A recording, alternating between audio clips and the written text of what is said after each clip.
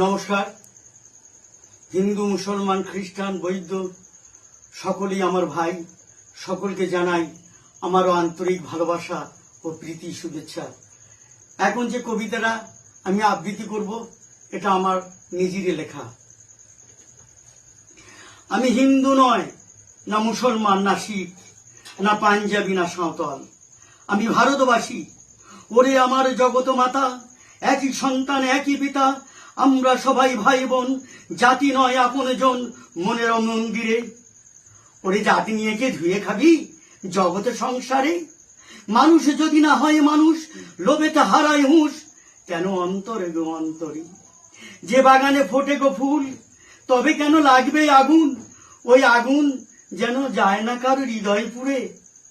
ওরে আমার দেশবাসী, সবার মুখে ফুটুক হাসি, আমি যে বঙ্গবাসী, হাজারবার যেন আমি এই বাংলায় ফিরে আসি।